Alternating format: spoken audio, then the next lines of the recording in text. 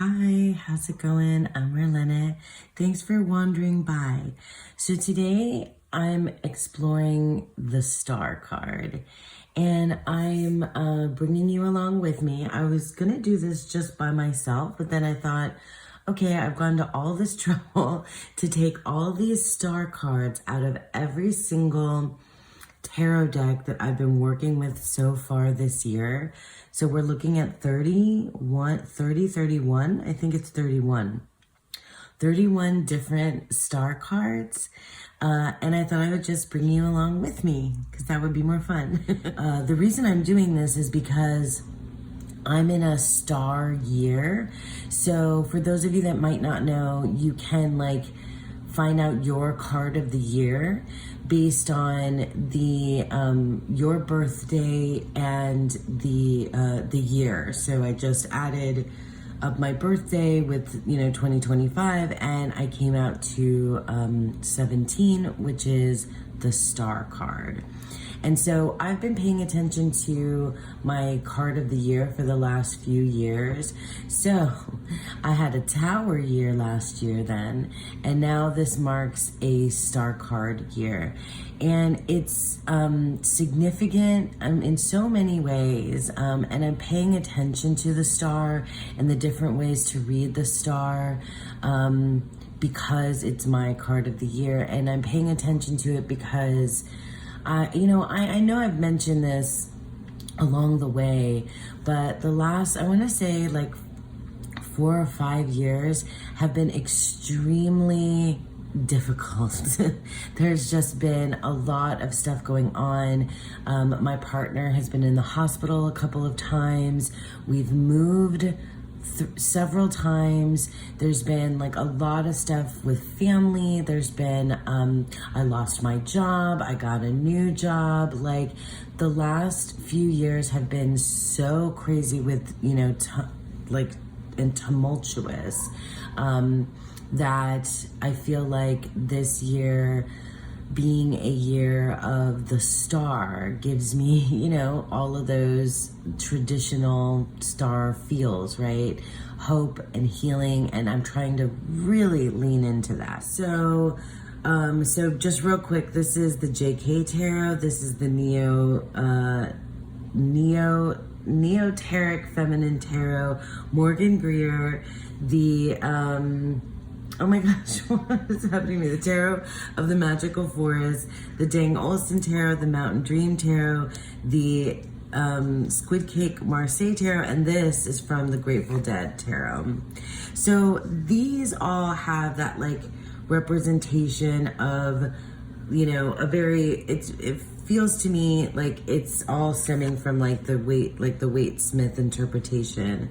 And you have your woman, lady, who I really read as the goddess. She's a goddess on earth and pouring the waters, one into the pool, one onto the land, and then you have your star in the background. And so it's, the traditional, we could get into the symbolism. How many of these actually have the ibis on them?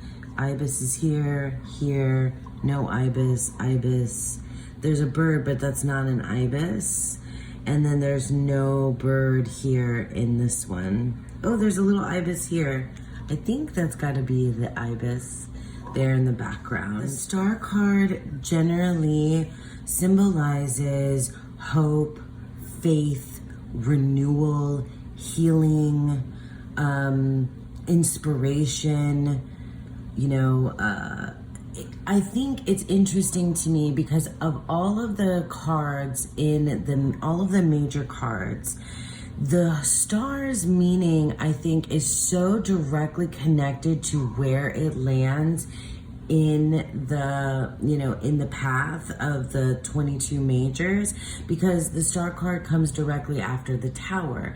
And I think that position where it defines the way that the card is read as hope and healing after the tower, because it's the card after the tower. Stars are roadmaps. Stars are directions. Stars are timekeepers, for ancient astrologers. Stars are, navigation symbols. And interestingly, I think, don't quote me, but I could be wrong, but I think that in the oldest tarot decks, it wasn't the star, but rather stars were the more than one star. This is, from the Squid Cake Tarot de Marseille. So the Marseille Tarot and the Rider-Waite-Smith are, very similar.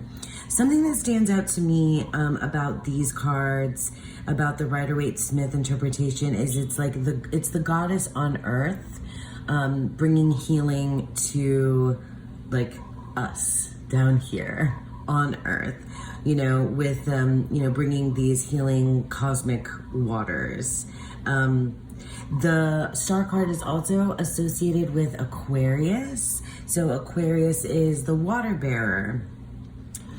I also thought it was interesting that the Grateful Dead Tarot renamed the star Fountain, and I just think it's interesting to bring in that watery element because of Aquarius, which is also an air sign.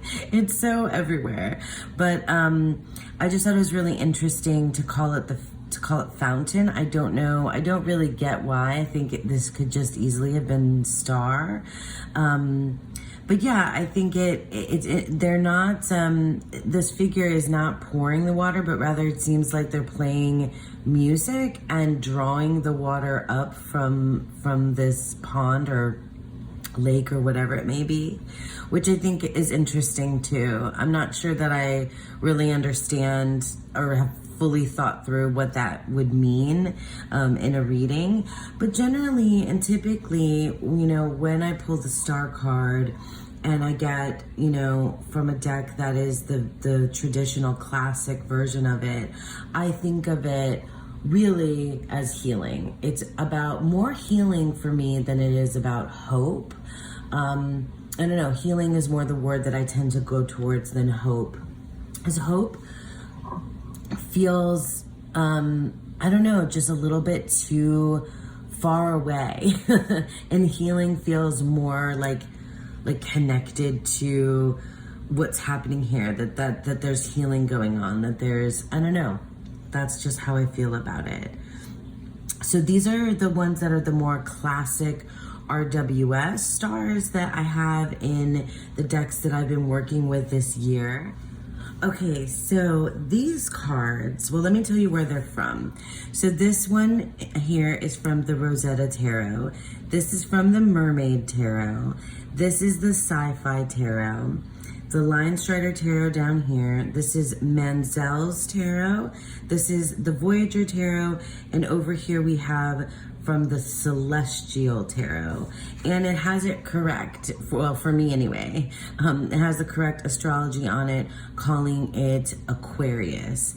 Now, for me, I feel like one of the biggest differences when you're going from a Thothy deck to, from a RWS to a Thothy deck, is that the goddess, or the woman, I always think of her as a goddess, in the star card is now not on Earth, but really somewhere in the cosmos, and is moving, the waters are, and this is what I've read, in M.M. Maline's work and things that I've read in terms of the Thoth, the Thoth deck, that it is these are the celestial waters of the universe. These are the, the star stuff, the thing that makes, I don't know, that moves galaxies in the universe. And it's before,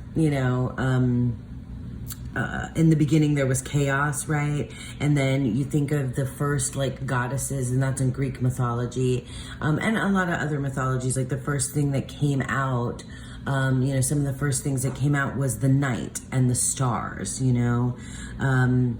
but night goddesses and star goddesses are some of the more ancient ones. Before Earth and everything else started happening, there was the night and the lights coming through the stars. So I think of like these interpretations feel way more like aligned with like this cosmic goddess and this like universal, I don't know, this like galactic ooze and movement through like something bigger and you know, bigger than us on earth. And whereas like when I, you know, look at those RWS cards, I feel like it's, you know, speaking directly to like a healing process with the guidance of this like otherworldly being on earth. This really feels like otherworldly, and that it's all about like, I don't know, the way that things should be. I don't know how to explain it any better than that, but I think that these are really beautiful. I do think that they all have, does this even have a star in it from the Sci-Fi Tarot? But look at this, the woman of the cosmos, a journey into the realms of fertility and intuition. So like she kind of herself is the star, and I have other cards that are kind of like that, but this really feels more like the woman in the woman of the cosmos, the, you know, the goddess in the you know, in the outer reaches, right? The out there in the like unknowable, you know, places is the goddess that is like doing her thing. I mean, I guess you could argue about this mermaid that she is, you know, in the water, but it really feels like these are like celestial waters that are going on here. Everything, yeah, celestial. It feels like it feels like tied to creation, but not just creation of earth, like creation of all kind of deal. And this one too, this is definitely referring to, you know, your Waite Smith, but because it's in this like white backdrop, you know, it doesn't feel like it's on earth, even though the ibis, although, is that an ibis? Shows up here in this one. And this is most definitely feeling like the waters, you know, it's so interesting that water is always, not always, but often represented in the star card, and that's the Aquarius, you know, the water bearer. This star, it looks like she's all blue but wearing a mask. Can you see that? That is really fascinating. And I think in the Voyager Tarot that this is a representation of Kuan Yin, which I find amazing. I love Kuan Yin, and you know, goddess influence there as well. There's so much going on in the Voyager Tarot. I never know where to look. My eyes never know where to adjust. But yeah, I feel like this is this moves into the heavens, really. And I think that's one of the biggest differences that I see from RWS to Thoth. And I felt like these other cards, not that they're Thoth based or Thoth influenced, it just feels like they're more, you know, celestial and more in the cosmos and giving that like big kind of goddess in the sky energy, more than, you know, than this one. Let me grab it again. That's the most typical one, right? On earth. So it feels like not disconnected from us, but like bigger than us somehow. And I don't know what keyword I would tie to this. Maybe inspiration, because it's not like direction. That feels, I feel that more when I see star cards. Well, I'll show you. Let me go to those. So, but like in a minute, but like this feels more like inspiration than it does necessarily like healing. But I mean, I guess it also feels like healing in the way that things should be. It just feels like it's out of my hands. But that's out of my hands feels more like, you know, the Wheel of Fortune. But like, it was, I don't, what am I trying to say here? Oh my gosh, like out of my hands in the way that it's like, part of me and beyond me at the same time, you know, like I'm part of this universe, but it's also beyond me at the same time. Does that even make sense to you guys? But anyway, I just think that these are beautiful. Like this is probably my favorite card in the Rosetta Tarot, and I just absolutely love the star card from the Thoth as well. All right, so let me get to the ones that are, like I was saying, that have to do more for me with like direction. So these cards are, so this is from the She-Wolf Tarot, and this is from a Fool for Tarot, and then this is from the Tarot of Trees. So these I separated from the rest because these take away the person. These are the ones out of all of the decks that I've been looking at that are just the star itself. This, I mean, you could argue is several stars. I don't know, a star supernova, what's happening there? I don't really know. And then I know that in A Fool for Tarot, which is based on a character from Buffy the Vampire Slayer and their specific character arc, I think this has to do with like a very pivotal moment in their story where they sacrifice themselves, I want to say. I can't remember. Rumor, you can tell me in the comments, but if you're watching, hi. But yeah, so like but it's just one star, and then you have in the Tarot of Trees, you have the star in in the sky, and then you have the landscape but no people. So when it's just a star, that's when I really read the card as like it's about path, it's about finding your way, and you know the way, and it's like a direction. It's it's a pointing you in the right direction. It's again, like it's that about being, coming out of the tower and then looking up and seeing the star, this lone, beautiful, bright, shining star in the night sky that is going to lead the way, that you see it. And of course, I guess it gives you hope, but it's really about direction. And that's how I feel when I see these kinds of one star minus the lady. Like the goddess aspect kind of, isn't there for me anymore in these particular cards. I don't know if I have a preference one way or the other. I just think it's cool to think about. All right, so let me show you another set that is very much, the person, the goddess is the star. Let's talk about that. So these three cards feature a person that I feel like is embodying the star. It's like there's not a separation from landscape or cosmos or anything. Like this person is the star. And this is from the Dark Days Tarot here in the center. This is from Brit's Third Eye Tarot. And this is from the Tarot de Carlotides here on the right hand side. So this now like kind of feels more like an individual's journey. Like it feels like you're needing to tap into your own personal power when you make the central figure of the star. So like the star is the person. It's like you can't separate the two. It's really about, it feels like more powerful than just like finding your way, selecting a path. It's like, no, you are the superstar, you are the one. It is like within you to like come through, and it feels so like, it's just like big and resplendent and like beautiful. And it does have those elements too of healing and hope and renewal. But this feels like a little bit more like the goddess and I were, we are connected. Like we are one and the same, maybe even, if you're putting yourself in the card. So like, whereas I feel separated from the goddess, the goddess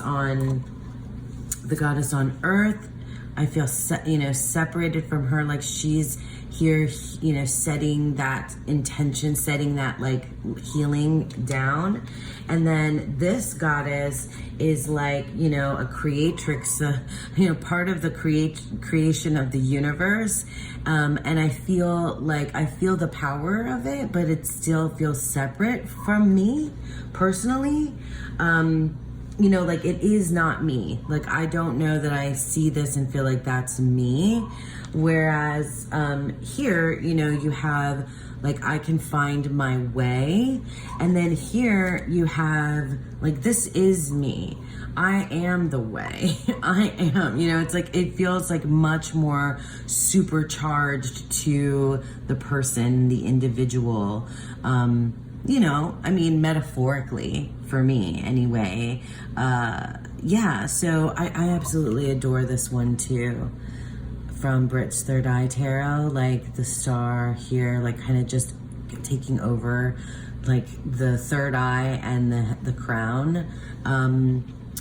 I didn't talk about, and probably because I don't know, but there are, you know, you could probably pause and look at all of these different stars and count the points. And I know that different number of points on the star means something. And I don't know if they're the same for RWS and Thoth, but anyway, that's like I can go further into that somewhere else, but I'm really just kind of like, you know, kind of just, you know, spewing my ideas as I go through. I don't really know. And if you do, you can, you know, tell me down in the comments below, like each of the different points. I've read them, but I don't have any of that memorized. Anyway, so yeah, I think these are super powerful when you present the star in this particular way, where the star is like manifest as like the human here, and it sort of like blurs the lines, you know, blurs the lines there between like you and the power of the goddess, of the, you know, of the star. Okay, these cards are for me outliers of all of these decks. They do something quite different in general with the star card, and some of them I like better than others, and some of them are quite confusing to me. But let me tell you where the cards come from. So this here in the center is from the Ritual Tarot. This card is from the Stolen Child Tarot. Then over here we have the Lacrimosa Tarot and the Ostara Tarot. And then over here, this is from the Jupiter Power Tarot. And over here on the end is the Sacerdotito Tarot. So I feel like, I mean, these two have more in common, right? The from the Ostara Tarot and from the Sacerdotito Tarot, because we have a person in the, you know, out in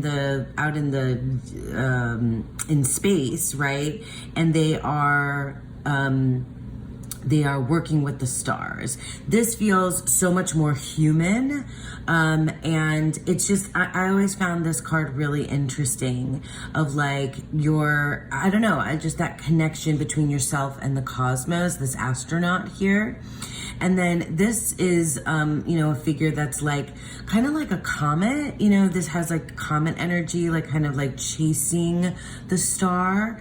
So these two feel like a little bit more connected, but they're different. Like it's not like your lady pouring the water. It's not your Aquarius vibes. It's not that sort of thing. The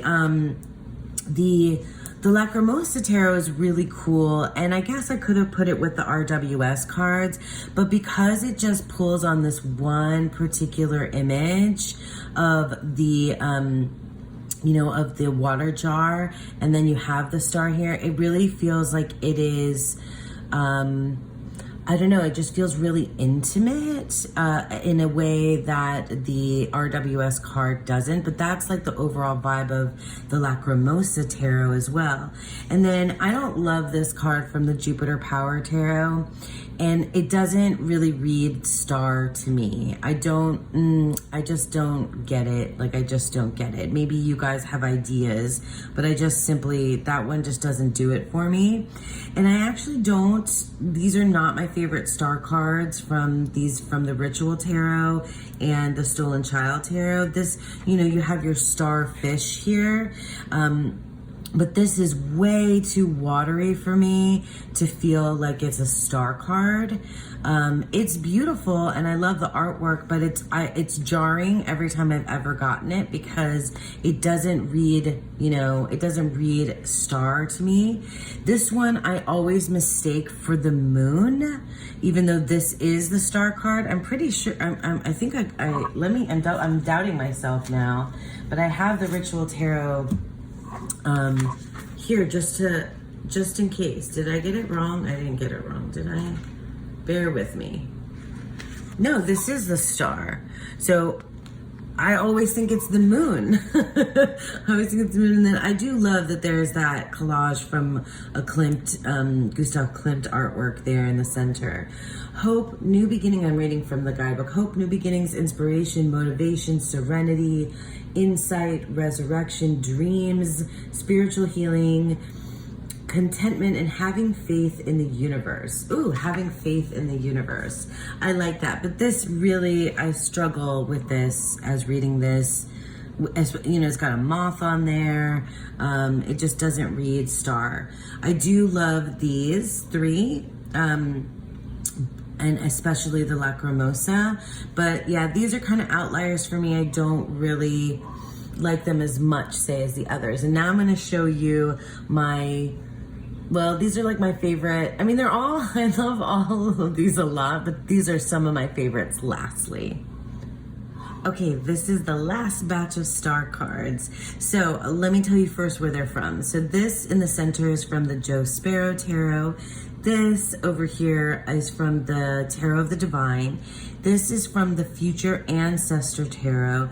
And then here, I put it on its side because it really, you know, it really should be landscape. But it's from the Jonasa Jaus Tarot, 7th edition. So these all to me they kind of fit the same vibe because they are the person looking to the star for guidance. So there's the person in the setting, you know, in the depiction here is, you know, you can connect to, you can relate to as the reader or for your querent or whatever. It's not, the goddess is not the represented, you know, figure here. It's a person, and it's a person that is looking towards the heavens, looking towards the sky for relief, for guidance, for hope, for making a wish. You know, we wish on stars. I didn't even mention that earlier. For to shine a light for the path forward after a disaster, or like stargazing. I mean, this one definitely reads more like stargazing. Just like that serenity, as mentioned in the guidebook that I started reading to you. This is from a Russian fairy tale, and I don't remember like all the details about it, but I'm pretty sure these are siblings, a sister and a brother, and the brother turns into a lamb in this case. And oh my gosh, it really feels like this person is crying towards, like, looking and, like, you know, crying towards the heavens. But I think they were able to save their sibling's life by turning them into an animal. And I know that there's a lot of different versions, I think, of this particular Russian fairy tale. But it's so beautiful. And then this does read healing to me too, from the Future Ancestor Tarot, and like these wisps. This is like this connection, and there's definitely more than one star featured here, but this person just like on this precipice, like it reads to me like when you've hit like rock bottom, right? So imagine your tower moment before this, and you're just here on your knees, naked and on your knees, right? Like pleading for guidance. But it feels like not just the begging part, you know, for guidance, but like the making that connection with something outside of yourself to like to be open to receiving that help, if that makes any sense to you. And this looks like, you know, a shooting star, right? So it was that moment of like, oh my, you know, of clarity, like you look up and there's the shooting star amidst all this like rubble, and it feels like destruction, or this like, I imagine this person in this like post-apocalyptic world, because that's what it looks like to me, and everything is on fire, or everything has like been destroyed, and you look up and like here is that message from the universe, like you can connect with that, you know, it's very hopeful, that, you know, and this one, of course, just feels like that serenity of that like known connection between self and, you know, the universe. I just really love all these connections. I feel like this feels in some ways like very personal, and there are others that have felt very personal as well, but like I usually, if I see a depiction like this, it's a lot easier for me to put myself in the shoes of the figure in the card itself. So these are really beautiful, really cool, love them a lot. Okay folks, so that's it. That's me going through all of the star cards that appear in all of the decks that I've been working with this year so far. And I mean, what are my takeaways here? I feel like I've been exploring like where I see myself or how I connect to these particular cards, looking at like the things about them that are the same or different makes me feel like I'm reading, I can read the card in like nuanced different ways. I can see myself in them, or I can see what it's trying to teach me. And I feel like I still have a long way to go of learning, you know, what the star means for me this particular year. I really enjoyed going through this with you. I'm loving looking at all these cards in front of me. I just feel like this is a star year for me. This is definitely a star year for me. I am working on that landscape, looking for direction, processing, healing, feeling my superstarness in myself, trying to anyway. And yeah, like this was really cool. It was a lot of work to get all of these cards out, but I'm really glad I did. And I'm really glad that I brought you along with me. I hope that you all enjoyed that. Thank you so much for sticking with me. And yeah, I hope that you all have a beautiful, wonderful day. Bye.